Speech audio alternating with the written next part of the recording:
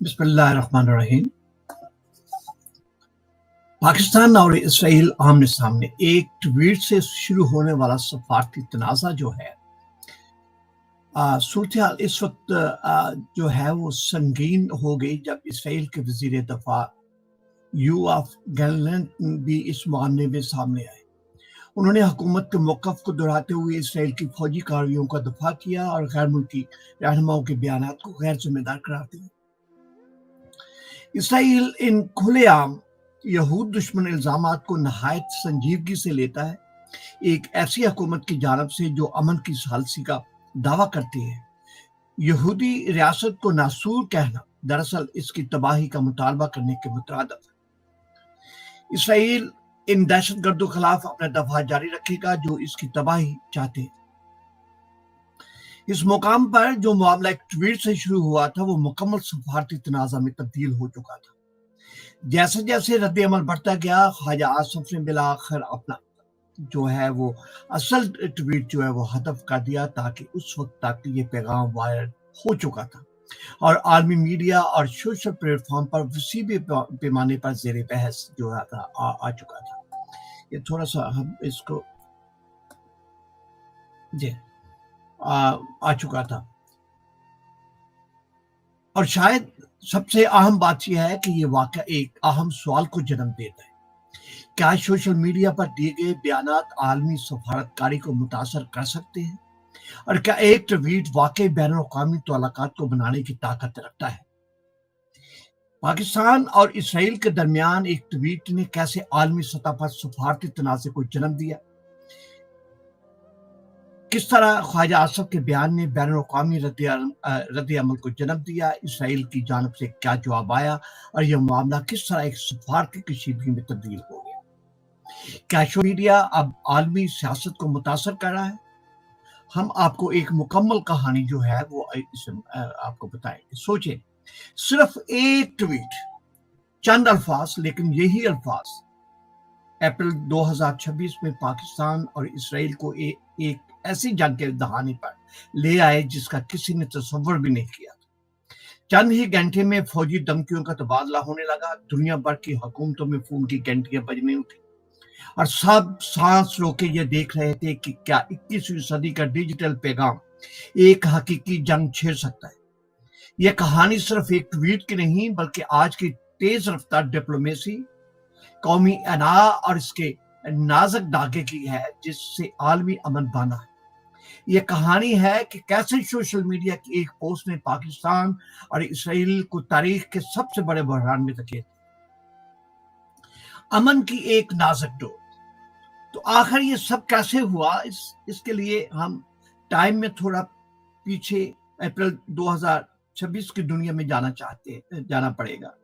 इस वक्त मशरिक वुस्ता एक बार फिर एक बड़ी जंग के दाने पर खड़ा था, लेकिन इस बार मरकजी किरदार अमेरिका और ईरान थे। महीनों की कशीदगी और छोटे मोटे हमलों ने खित्ते को बारूद का ढेर बना दिया था। ऐसे में एक गैर मुतवक्किल खिलाड़ी ने मैदान में कदम रखा, पाकिस्तान, जिसने सालसी की पेशकश की। कई हफ्तों की खुफिया कोशिशों के बाद पाकिस्तान और अमेरिका और ईरान को इस्लामाबाद में मुज़ाकरात की टेबल पर लाने में कामयाब हो गया। तैयारियां अरूज पर थी। मकसद सिर्फ जंगबंदी नहीं बल्कि एक मुस्तकिल अमल जो है मुआहदे की बुनियाद रखना था। पूरी दुनिया की नजरें जो थी वो पाकिस्तान पे थी। अमेरिकी सदर जो है वो डोनाल्ड ट्रंप जो है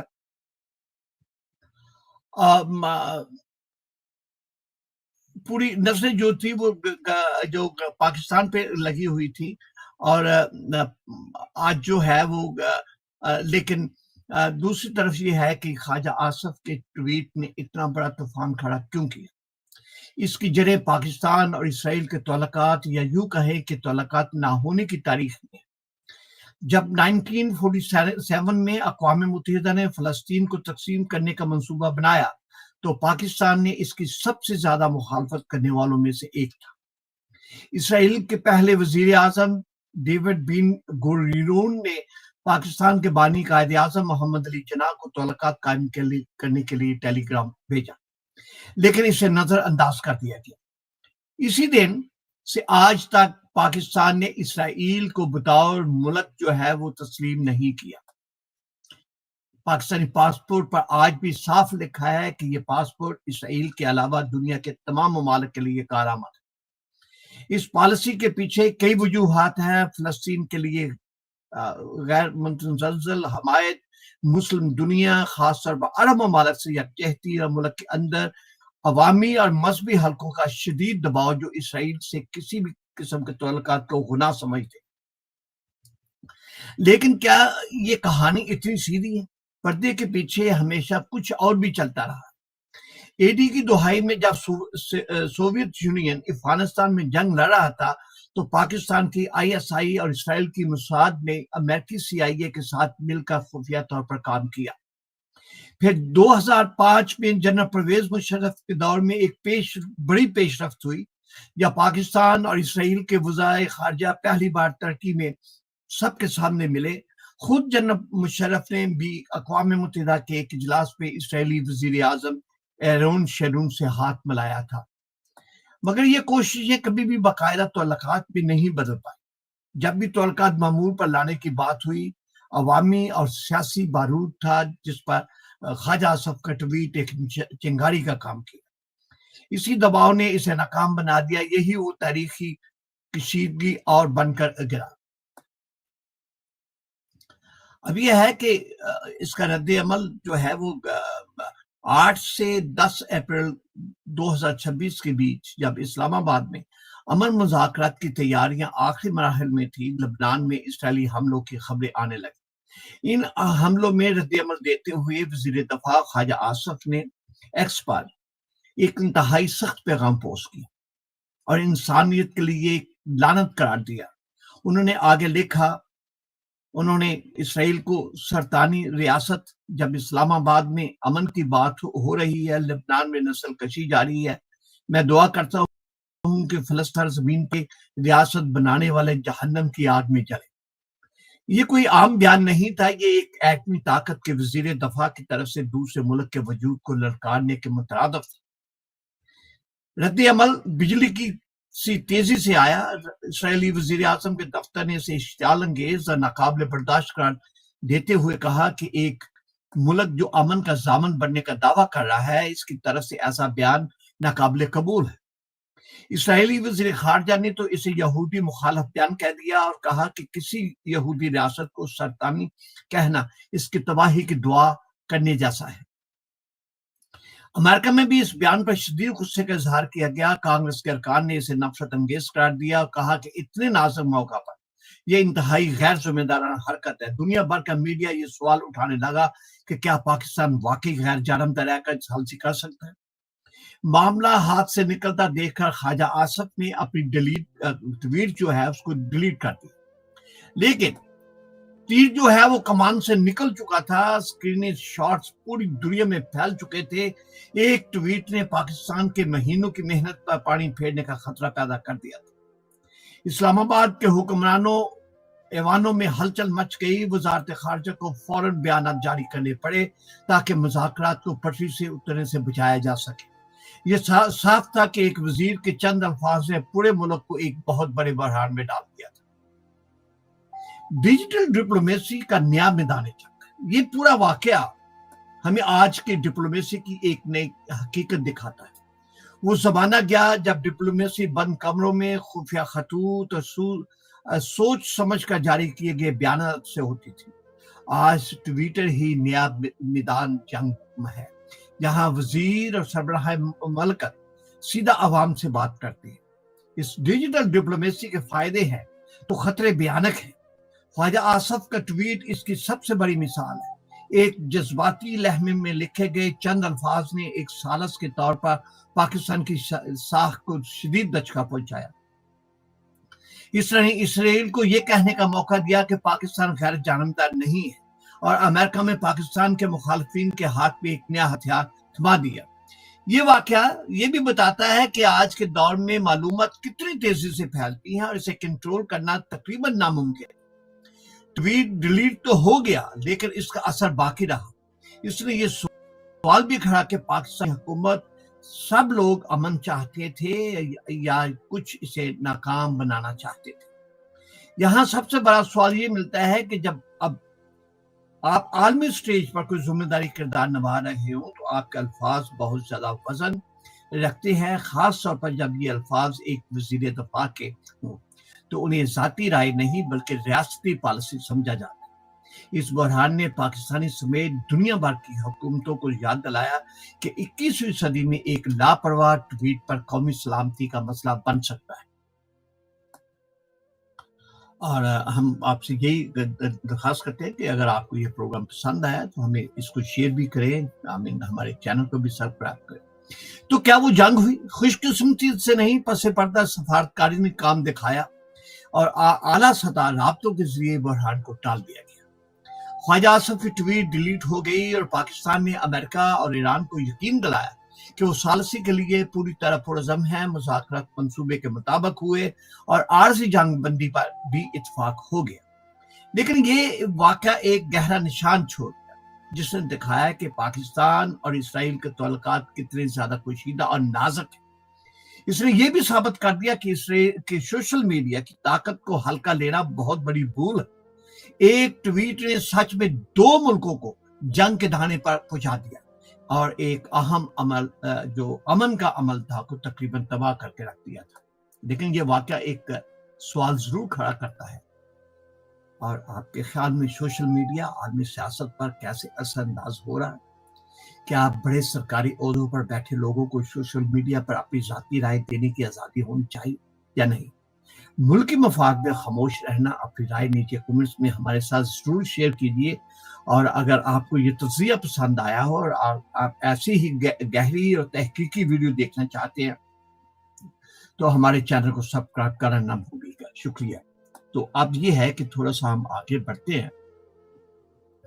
ہم یہ چاہتے ہیں کہ آج جو ہے آپ کو جو اپڈیٹس جو ہے وہ آپ کو تھوڑی سی بتائے دیں، مجھے تھوڑا سا سیٹ کرنے دیں تاکہ ہم تھوڑا سا اپڈیٹ بھی لیں کہ اپڈیٹس کیا ہیں آج کی۔ تو اپڈیٹ بھی ہم آج کل کے جو پیس پروسیس چل رہا ہے پاکستان، اس کا ہم آپ کو بتاتے کہ وہ کیسے ہوگا۔ ایسے بات ہوتی ہے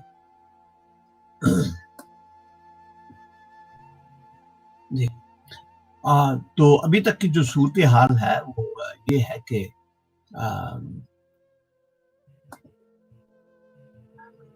اسلام آباد اس وقت عالمی سفارتکاری کا مرکز بنا ہوا ہے، جہاں امریکہ اور ایران کے درمیان انتہائی اہم اور تاریخی امن مذاکرات جاری ہیں۔ یہ مذاکرات نہ صرف خطے کے مستقبل کے لیے اہم ہیں بلکہ عالمی سیاست، معیشت اور سلامتی پر بھی گہرے اثر مرتب کر سکتے ہیں۔ یہ صورتحال اس وقت پیدا ہوئی جب حالیہ ہفتوں میں مشرق وسطیٰ میں کشیدگی اپنے عروج پر پہنچ گئی تھی۔ ایران اور اسرائیل اور امریکہ کے درمیان جاری تنازع نے نہ صرف لبنان اور خلیجی خطے کو متاثر کیا بلکہ عالمی سطح پر توانائی کے بحران کا خطرہ بھی پیدا کر دیا۔ ایسے میں پاکستان نے ایک اہم کردار ادا کرتے ہوئے امریکہ اور ایران کے درمیان جنگ بندی کروائی، اور جو ہے اب مذاکرات کی میزبانی جو ہو رہی ہے۔ اس کا تھوڑا سا پس منظر بھی ہم آپ کو تھوڑا سا شیئر کر رہے ہیں آپ کے ساتھ کہ چند ہفتے قبل امریکہ اور ایران کے درمیان شدید کشیدگی دیکھی گئی، جس میں اسرائیل بھی براہ راست یا بلا واسطہ طور پر شامل رہا۔ اس کشیدگی کے نتیجے میں لبنان میں جھڑپیں، خلیج میں عدم استحکام اور عالمی سطح پر تیل کی قیمتوں میں اتار چڑھاؤ دیکھنے میں آیا۔ پاکستان نے اس نازک صورتحال میں سفارتی کوششیں تیز کرتے ہوئے 1-2 ہفتوں کی جنگ بندی کروانے میں اہم کردار ادا کیا، جس کے بعد دونوں ممالک کو اسلام آباد میں مذاکرات کے لیے مدعو کیا گیا۔ اسلام آباد کی جو موجودہ صورتحال ہے وہ ہم آپ کو بتاتے ہیں کہ اسلام آباد میں اس وقت سیکیورٹی کے انتہائی سخت انتظامات کیے گئے ہیں۔ شہر کے اہم علاقوں میں ناکہ بندی، سڑکوں کی بندش اور فوجی تعیناتی نے دارالحکومت کو تقریباً ایک ہائی سیکیورٹی زون میں تبدیل کر دیا۔ اہم وفود ایک محفوظ مقام پر مذاکرات کرے ہیں جہاں میڈیا کی رسائی بھی محدود رکھی گئی ہے۔ امریکی وفد کی قیادت نائب صدر جو ہیں جے ڈی وینس کر رہے ہیں، جبکہ ایرانی وفد میں اعلیٰ سطح کے احکام شامل ہیں جن پارلیمنٹ کے اسپیکر اور وزیر خارجہ بھی شامل ہیں۔ پاکستانی قیادت بشمول وزیر اعظم شہباز شریف اور اعلیٰ حکومتی نمائندے ان مذاکرات میں ثالث کا جو کردار ہے وہ کر رہے ہیں۔ ہم اپنے ناظرین کو اس مذاکرات کا ایجنڈا بھی بتا دیتے ہیں کہ ان مذاکرات میں کئی اہم معاملات جو ہے وہ زیر بحث ہیں، جن میں جنگ بندی کو مستقل شکل دینا، لبنان میں جاری کشیدگی کا خاتمہ کرنا، خلیج میں اسٹریٹجک راسا اسٹیٹ آف ہرمس کی بحالی، اور اقتصادی پابندیوں اور اثاثوں کا معاملہ، علاقائی سلامتی اور مستقبل کے جو ہے وہ معاہدات جو ہے اس میں ہوں گے۔ اور یہ تمام نکات انتہائی احساس ہے اور ان پر اختلافات بھی بہت موجود ہیں۔ اگرچہ مذاکرات اب ایک بڑی پیش رفت سمجھے جا رہے ہیں، لیکن ان کے سامنے کی رکاوٹیں بھی موجود ہیں۔ لبنان کا جو مسئلہ ہے، ایران کا موقف ہے کہ لبنان میں جنگ بندی کے بغیر کوئی معاہدہ نہیں ہے، جبکہ امریکہ اور اسرائیل اس پر متفق نہیں۔ دونوں ممالک کے درمیان دہائیوں پر محیط عدم اعتماد مذاکرات کو مشکل بناتا نظر آ رہا ہے۔ یہاں پہ اسرائیل کا جو کردار جو ہے، اسرائیل کی جاری فوجی کارروائی صورتحال کو مزید پیچیدہ بنا رہی ہے، جس سے مذاکرات متاثر ہو سکتے۔ اقتصادی جو مطالبات ہے، ایران کی جانب سے منجمد اثاثوں کی بحالی اور پابندیوں میں نرمی جیسے مطالبات بھی اہم تنازع ہیں۔ عالمی اگر اس کا رد عمل اگر ہم بات کرتے ہیں کہ دنیا بھر کی نظریں جو ہیں اس وقت اسلام آباد پر مرکوز ہیں۔ چین، خلیجی ممالک اور دیگر عالمی طاقتیں بھی مذاکرات میں دلچسپی لے رہی ہیں اور ممکنہ طور پر کردار ادا کر سکتی ہیں۔ یہ مذاکرات نہ صرف خطے بلکہ عالمی معیشت کے لیے بھی اہم ہے، خاص طور پر تیل کی ترسیل کے حوالے سے۔ پاکستان کا جو کردار ہے، پاکستان نے اس پورے عمل میں ایک اہم ثالث کے طور پر خود کو منوایا ہے۔ یہ ایک بڑی سفارتی کامیابی سمجھی جا رہی ہے کہ پاکستان نے دونوں ممالک کو ایک میز پر لانے میں کامیابی حاصل کی۔ وزیر اعظم شہباز شریف نے اس موقع کو تاریخی لمحہ قرار دیا ہے اور امید ظاہر کی ہے کہ یہ مذاکرات خطے میں دیر پا امن کی بنیاد جو وہ رکھیں گے۔ اگر یہ مذاکرات جو ہے وہ اگر کامیاب ہوتے ہیں تو اس سے مشرق وسطی میں کشیدگی کم ہو سکتی ہے، عالمی تیل کی منڈی میں استحکام آ سکتا ہے، لبنان اور دیگر متاثرہ علاقوں میں امن قائم ہو سکتا ہے، پاکستان کا عالمی کردار مزید مضبوط ہو سکتا ہے۔ لیکن اگر مذاکرات ناکام ہوتی ہیں تو جنگ دوبارہ شدت اختیار کر سکتی ہے، عالمی معیشت پر منفی اثرات پڑ سکتے ہیں اور خطے میں عدم استحکام جو ہے وہ بڑھ سکتا ہے۔ اب یہ ہے کہ یہ صورتحال ایک اہم بنیادی سوال کو جنم دیتی ہے کہ کیا سفارتکاری واقعی جنگ کا متبادل بن سکتی ہے، اور کیا اسلام آباد میں ہونے والی یہ مذاکرات دنیا کو ایک نئے بحران سے بچا سکتے ہیں۔ اسلام آباد میں جاری یہ امن مذاکرات نہ صرف پاکستان بلکہ پوری دنیا کے لیے ایک اہم امتحان ہے۔ یہ لہم فیصلہ کن ہے، یا تو دنیا ایک نئے امن کی طرف بڑھے گی یا ایک اور بڑے تنازع کی طرف۔ فی الحال امید اور خدشات دونوں موجود ہیں۔ دنیا انتظار کر رہی ہے کہ ان مذاکرات کا انجام کیا ہوتا ہے۔ ہماری آپ سے یہی درخواست ہے کہ آج تک ہم آپ کو یہی اپڈیٹ تھی، اور خواجہ آصف اور اسرائیل کے درمیان جو کشیدگی اس کے متعلق آپ کو صورتحال سے آگاہ کرنا ہے۔ ایک بار پھر آپ سے یہی ریکویسٹ ہے کہ اگر آپ کو ہمارا پروگرام پسند آیا، آپ ہمارے چینل کو سبسکرائب ضرور کروائیں، اور ہمیں لکھیں، ہمیں کمنٹس دیں، اس کو شیئر کریں، فیملی کو آگے شیئر کریں، اور اپنی آراء سے ضرور ہمیں کیجیے گا۔ ہم کل پھر ایک پروگرام ہمارے پینلسٹ کے ساتھ پھر حاضر ہوں گے۔ کل کے پروگرام سنڈے کا ہمارا پروگرام ہوتا ہے 9 بجے پاکستانی ٹائم وقت کے مطابق۔ تو کل تک کے لیے اجازت دیں، اللہ حافظ اور اپنا خیال رکھیں۔